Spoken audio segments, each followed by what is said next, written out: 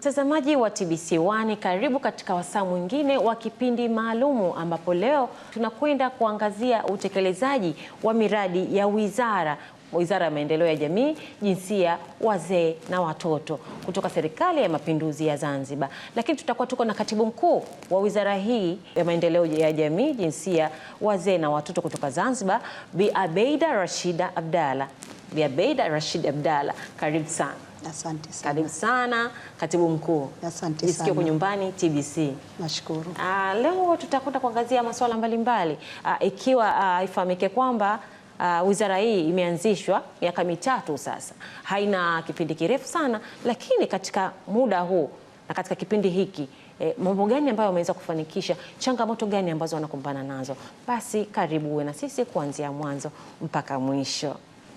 Katibu Mkuu wa wizara hii ya Maendeleo ya Jinsia, Maendeleo ya Jamii, Jinsia, Wazee na Watoto, Bi Abeida, utueleze kwa ufupi safari ya miaka mitatu ilikuwaje?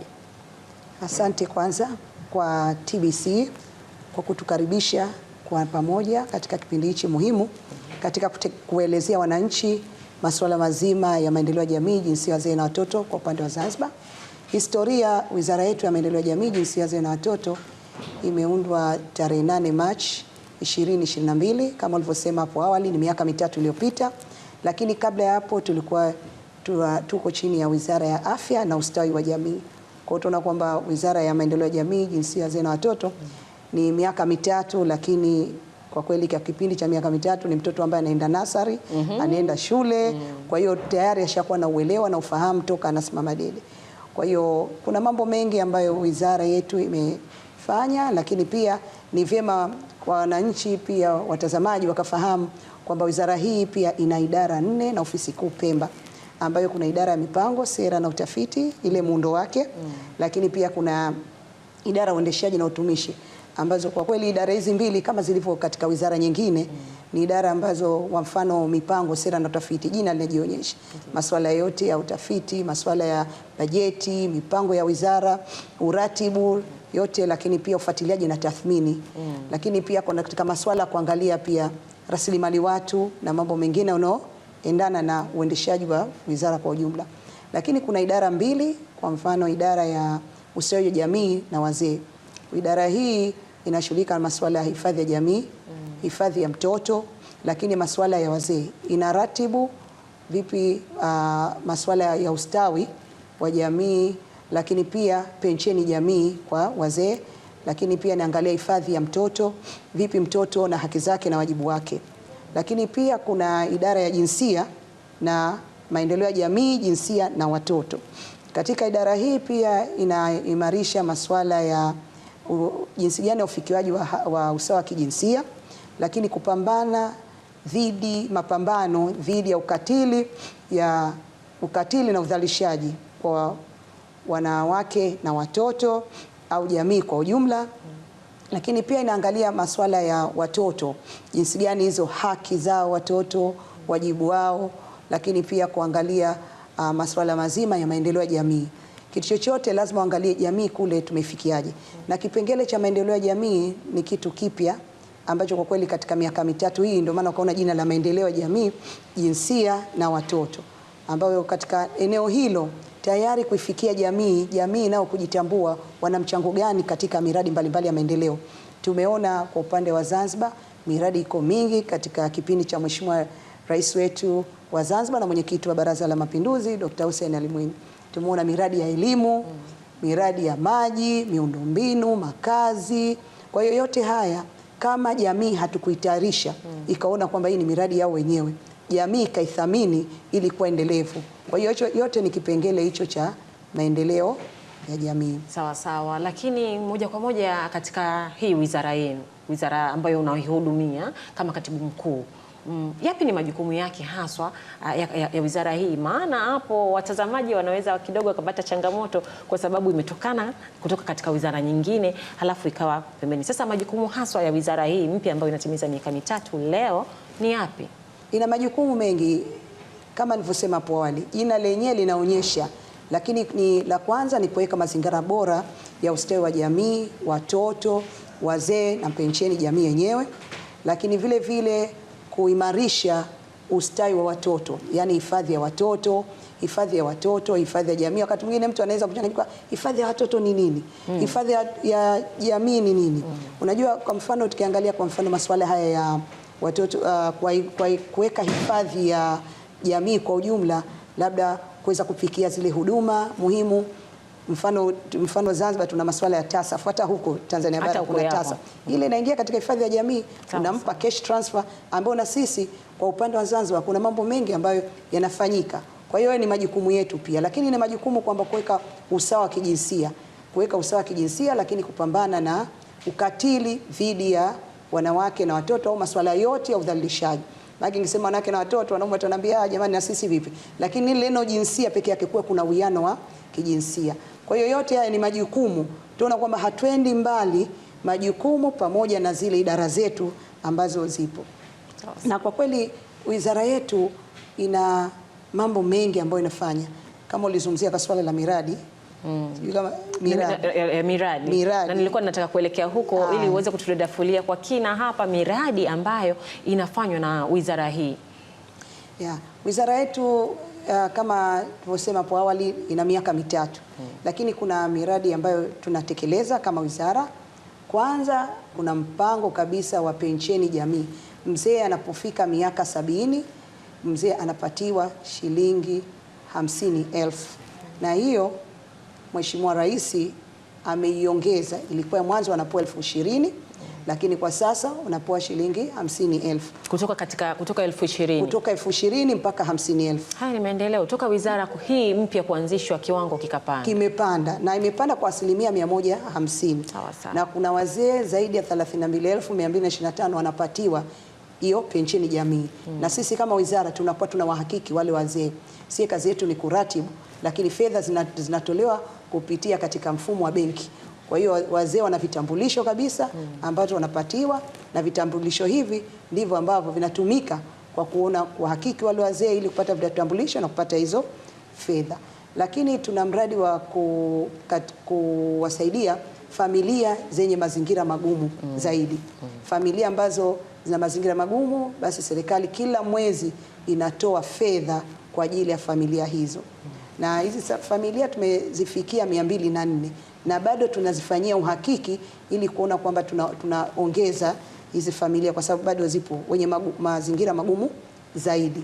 Lakini kuna watoto pacha. Kama mama umezaa watoto pacha 3, basi serikali inakuwa inawapatia fedha maalum ili kuweza kuwasaidia maziwa kila mwezi. Kwa hiyo uone kwamba kila mwezi hizi program ziko ndani ya wizara yetu, ambazo tuna makundi hayo ambayo tunawapatia. Lakini katika wizara yetu pia kuna makazi ya wazee. Makazi hayo yako Welezo, Limbani kwa upande wa Pemba, na Unguja pia tuna Sebleni. Kwa hiyo Unguja makazi yako mawili, na Pemba makazi viko moja, sehemu ambao wazee wanahifadhiwa. Wazee hawa ambao labda wametelekezwa, hawana pa kwenda, kwa hiyo wazee tunawachukua sisi, tunawahifadhi pale. Kuna watu kabisa mmewatayarisha na wanalipwa kuwahudumia wale wazee? Kabisa, tuna wafanyakazi kabisa ambao wanahudumia wazee wote katika vituo vyote vitatu. Wameajiriwa na serikali na wanalipwa mshahara kama wafanyakazi wa kawaida. Lakini pia katika makazi haya nao wanapewa chakula, matibabu, malazi na vitu vyote vya msingi ambavyo binadamu wote anahitaji. Lakini pia wanapewa shilingi 40,000 kila mwezi kwa kila mzee aliyeko katika ile makazi, mbali ya hizo huduma nyingine. Yani wale wazee ambao wanakuwa wapo katika hayo makazi moja kwa moja pia wanakuwa wanapewa na pesa pia. Wanapewa na pesa pia. Alafu na kuna wale ambao wamefika miaka 70 wamo katika makazi hayo, pia na zile 50,000 pia wanazipata. Anakuwa anaipata ile 50,000. Anaipata 40 na na 50. Na bado wanahudumiwa na huduma zote. Na sasa hivi tumefanya outsourcing katika makazi ya wazee Sebleni na Welezo na Limbani, outsourcing, kuona kwamba sasa kuna watu maalum wanakuja kwa ajili ya kutoa chakula, na chakula lishe iliyokuwa lishe sahihi kabisa. Tumekaa na watu wa lishe wenzetu wa afya, wametushauri zaidi ili tunasema kuboresha, kuimarisha zaidi katika hizi nyumba, na wazee kwa kweli wanafurahika. Lakini pia katika wizara yetu tuna nyumba ya watoto wenye mazingira magumu, watoto mayatima. Tuna Mazizini ambayo ni ya serikali. Watoto ambao wanakaribia 64 wapo Mazizini wanalelewa, lakini pia kuna vituo binafsi 15 watu binafsi ambao hawawezi kuanzisha vituo mpaka wapitie katika wizara yetu wafikie hatua fulani. Kwa hiyo wanaanzisha kwa ajili ya kuisaidia wananchi. Unajua ile PPP, public private partnership, lazima tushirikiane na wenzetu kuona kwamba waweze kutoa zile huduma. Kwa hiyo hiyo ipo, na watoto wale wa Mazizini pia wanahudumiwa kama watoto wengine. Wanaokwenda nasari tunawapeleka nasari, wanahitimu wanaingia primary mpaka sekondari. Kwa hiyo wapo pale, lakini pia wanapata huduma kama na wanakuwa na walezi wao ambao wametokea katika mazingira magumu. Wametokea katika mazingira magumu, lakini wengi wale ambao labda watoto mtu amejifungua amemtupa tu ule mtoto, basi sisi kama wizara tunamchukua. Kuna watoto wengine wanatelekezwa tu. Familia unajua anakuwa kwenye changamoto, labda mgonjwa, mama mgonjwa wa akili hawezi kulea ule mtoto, na familia haiwezi kulea kutokana na hali za kimaisha. Kwa hiyo sisi tunawapokea. Sasa watoto wanautupwa. Kwa hiyo sisi watoto wale wanaletwa katika wizara yetu na tunahudumia, wanakuwa watoto vizuri kama watoto wengine. Kwa hizo ni program ambazo zinaendelea katika wizara. Lakini mbali ya programu hizo tunapambana na ukatili na udhalilishaji dhidi ya wanawake na watoto na jamii kwa ujumla. Kwa hiyo tumezindua mpango mkakati wa kupambana na vitendo vya udhalilishaji dhidi ya wanawake na watoto ambao tulifanyia tathmini. Ulikuwa mwanzo wa 2017, mwaka 2017, 2022 umemaliza muda wake.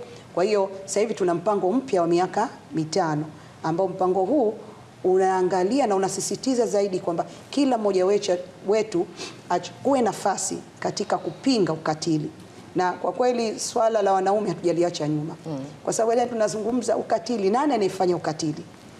Nani anayewabaka watoto? Kwa hiyo tunaona kwamba asilimia kubwa ni upande wa wanaume, ikilinganisha wanawake ni wanaume. Kwa hiyo tumeweza kuona kwamba nao wanachukua nafasi yao. Wanasimamia zile kesi, yani kusimamia wenyewe kwamba wanaziripoti zile kesi, ushahidi wanatusaidia kutoa katika ngazi ya familia. Zote hizi ni mpango mkubwa ambao kila taasisi ambayo inashughulikia masuala ya kesi mbalimbali ili kupata mtu haki yake, basi tumezingiza. Kwa mfano, katika muundo wetu, mimi nimekueleza muundo wa kitaifa tu katika, lakini sisi tunafika mpaka ngazi ya kijamii. Mpaka ngazi ya kijamii. Ngazi ya kijamii tuna maafisa waratibu wanawake na watoto ambao kesi yoyote au jambo lolote linalohusu labda mwanamke, watoto, basi linaanzia kwake. Kwa hiyo yule akipata zile kesi tayari anashirikiana na yule sheha. Kwa hiyo tunasema sheha katika ngazi ya shehia. Kwa hiyo yule sheha mwenyekiti wa mtaa, mwenyekiti wa kata. Kwa hiyo yule anashirikiana. Akishirikiana naye tena kesi inapoenda polisi, kwa sababu kinga inawezekana amebakwa na mtu wake wa karibu. Kwa hiyo tayari wale waratibu wanasaidia kuona kwamba tunaibua yale matukio katika ngazi ya jamii. Kwa hiyo tunakwenda polisi, maafisa wetu ustawi wanapewa maafisa ustawi wanakwenda polisi. Kuna maafisa wanawake na watoto pia wapo kule, wakienda polisi then inakwenda kwa DPP, inaenda mahakamani. Kwa hiyo ule mnyororo wote wa kesi na sisi kama ustawi tunahusika na tunaufuatilia. Hata kule mahakamani kuna maafisa wetu pia wanafuatilia zile kesi kumsaidia yule mhanga, kwa sababu wakati mwingine ukienda ukirudi kama huna mtu wa kukusupport, yani unakata tamaa. Na unajua kesi zinachukua muda mrefu, sio muda nini, lazima wapate evidence za kutosha. Kwa hiyo ule mpango mkakati aliuzindua Mheshimiwa Rais tarehe 8 Machi wa mpango. Lakini pia tumeanzisha majukwaa ya uwezeshaji wanawake kiuchumi. Majukwaa haya vikundi vya wanawake ambao vimejisajili, vimekaa kwa pamoja, tunaviweka kwa pamoja ili kuweza kuwainua kiuchumi, kuona kwamba wanahitaji nini, fursa gani zilizopo kuwasaidia wanawake katika uchumi wa blue. Tunajua tuna sera ya uchumi wa blue. Katika uchumi wa blue mwanamke anafaidika vipi na masuala ya baharini huko, masuala ya uvuvi, lakini pia katika uwezeshaji wa wanawake kiuchumi tunawasaidia vipi ili waweze kuwasaidia. Kwa mfano kuna mamlaka ile ya ZEA kwa kwetu Zanzibar maksudi kwa ajili ya kuwasaidia wananchi kiuchumi. Mwanamke anafaidika vipi anapata fedha kwa ajili ya kuweza kufanya biashara mbalimbali. Lakini kuna 442 tusisahau katika ngazi ya mkoa, wilaya huko, ambayo ule wanahitaji, kuna sehemu ya wanawake na wana 4%, kuna 4% ya vijana, lakini 2% ya watu wenye ulemavu. Yeye mwanamke anapata vipi? Lakini kama wizara hatukukaa tu kwamba tuseme tusubiri hizi taasisi, lakini na sisi tunachakarika kwa upande wetu kuona kwamba tunapata fedha zaidi. Kwa mfano, tuna mradi tayari tushaanza kutekeleza, mradi wa Pamoja Project. Mradi huu tumetekeleza kwa kuona kwamba kwanza kukusanya wanawake ambao wanahitaji kufikia na kupata zile fursa za kiuchumi. Kwa mfano, labda anahitaka mikopo au grants tuweze kumpa ili aweze kujiinua kiuchumi. Lakini katika mradi huu pia tuna masuala ya uanzishwaji wa vituo vya malezi na makuzi ya awali ya mtoto. Tunategemea kujenga vituo 8 katika ngazi ya wilaya, lakini pia vilokuwepo, kwa sababu vipo mnasema ni tuk zile za watoto, kama sehemu ambazo watoto wanaanza zile nasari zile sehemu za kulea wale watoto wadogo, watoto, kuwatayarisha watoto kuwalea. Kwa hiyo pia tutafanya kukarabati zile zilokuwepo. Sawa, tutakuja hapo kwenye miradi ambayo mko nayo. Lakini nimezungumzia masuala hayo yote kwa watoto, wazee, lakini wanaume wanachwa kando. Mimi na swali hapo kidogo la uchokozi. Wanaume wanachwa kando. Umesema kwamba wanaume wanatumika katika udhalilishaji, lakini pia wanaume wanapigwa na wake zao. Kuna masuala kama haya tunaendelea kusikia. Wanaume pia wanakuwa wanapigwa na wenyewe wanalalamika kwamba wananyimwa haki zao. Vipi kwa upande wenu nyinyi kama wizara, mnatupilia mbali shauri hilo kwa sababu hamhusiki na masuala ya wanaume, au mna mpango kidogo na wenyewe kuwaweka kama kundi maalum na kuwasaidia? Kwanza nafikiria ni swala zuri sana. Wanaume hatujawaacha nyuma, wao wenyewe ndio wamejiacha nyuma. Mimi naweza kusema kwa sababu wizara ipo pale, na ile wizara inahudumia watu wote. Hizi huduma zote ambazo tunazitoa pale, tunazitoa bila kumwangalia nani. Lakini tunamzungumza mwanamke kwa sababu kwa muda mrefu mwanamke alikuwa ndo anaachwa nyuma, mwanamke anadidimizwa. Anayemdidimiza nani? Ni mwanamume. Mwanamke hapati kukaa meza moja na mwanamume kufanya maamuzi. Ili tuende sambamba, tukae pamoja. Mfumo dume uko muda mrefu. Ndio maana tukaenda kwenye Beijing platform. Na tumefikia miaka 30 ya maazimio ya Beijing. Unajua hivi karibuni tulikuwa Marekani tumeazimia na tumeona miaka 30 ya Beijing. Lakini sisi tumesema kwamba bila ya mwanamume hatuwezi kufanya kazi. Tusijidanganye kwa wanawake tutasaidia wanawake, tumefika hatua kubwa, lakini wenzetu siwache nyuma. Ndio maana tuko nao sambamba. Wizara imeanzisha kama team ya male engagement, wanaume kuwashirikisha katika shughuli zetu, na wao ndio wawe wasemaji wakuu katika vitendo vya ukatili na udhalilishaji wanaume. Na tunao katika kupitia sekta tofauti, tumewakusanya wale wanaume, wengine wanatoka katika wizara, ili wao wawe ni sauti yetu. Na hilo ndio tunaloelekea katika wizara, kwamba kuona tunawashirikisha. Na ndio maana huu mpango wetu hatukuacha nyuma kina baba, kwa sababu na wao wana mambo mengi. Na hivi tukwambie tu kwamba kuna kesi ambazo sio nyingi, lakini kesi zinatufika katika wizara yetu za wanaume ambapo wanapata changamoto katika masuala ya watoto, ya malezi ya watoto. Ndio maana tukasema kwamba malezi, wakati mwingine wakiachana wale, basi mama yeye ndo anaona kwamba mtoto yeye ana haki zaidi kuliko yule baba. Sikwambii baba sasa kaoa mke mwingine huko. Sasa unafikiria mama ataona niende kwa mama kangu. Kwa hiyo hayo yote Kwa hiyo hayo yote kwamba sasa hivi tumeona kwamba wanaume tuwashirikishe kwa kiasi kikubwa. Of course kwa tunawashirikisha, lakini tumeona kwamba haya masuala ya ubakaji nani hasa wanayafanya?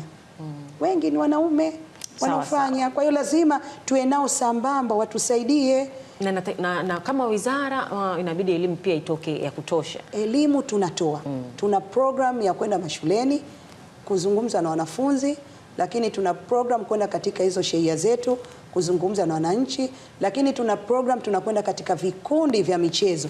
Siku hizi haya mazoezi vikundi vile tuna program kabisa, tunakwenda kwa sababu ile mkusanyiko wa watu wengi huwa tunakwenda tunazungumza nao, wajue kwanza nini udhalilishaji na kila mmoja achukue nafasi yake katika masuala ya udhalilishaji.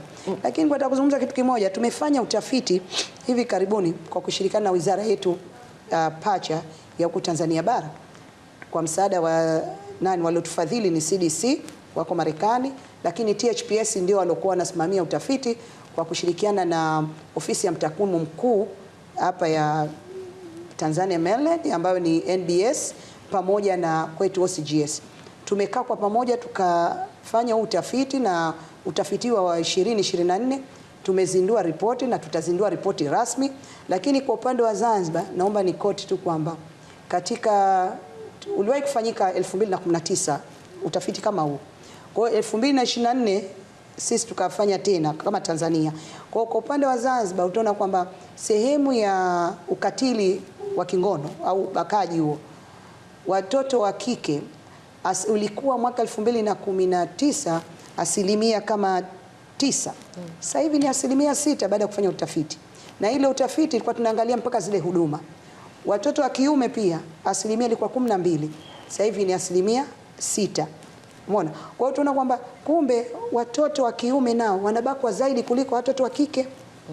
Lakini sasa sisi tunaona ubakaji kwa wanawake, udhalilishaji kwa wanawake, kumbe kuna watoto, tukizungumza watoto ni ke na me. Na hiyo ni pia kote ni hatari zaidi.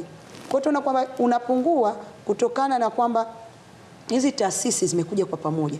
Elimu kwa hiyo inakuwa ya kutosha. Yes, elimu ya kutosha. Sawa sawa. Na mtazamaji wa TBC1, kipindi hewani ni kipindi maalumu ambapo tunaangazia mikakati na miradi ya maendeleo inayofanywa na Wizara ya Maendeleo ya Jamii, Jinsia, Wazee na Watoto katika Serikali ya Mapinduzi ya Zanzibar. Pamoja tuko na katibu wa wizara hiyo, katibu mkuu wa wizara hiyo Bi Abeida Rashid Abdalla. Lakini katika utekelezaji wa miradi hiyo kuna changamoto hazikosekani. Labda unaweza kutueleza kwa kina changamoto gani ambazo mnakutana nazo wakati mnatekeleza miradi hii na programu mbalimbali za wizara? Okay, kweli katika maendeleo na changamoto inakuwepo. Lakini pia nataka kueleza kidogo kuhusu katika fanikio letu moja ambalo kwa kweli tunajivunia kwa kipindi cha miaka mitatu.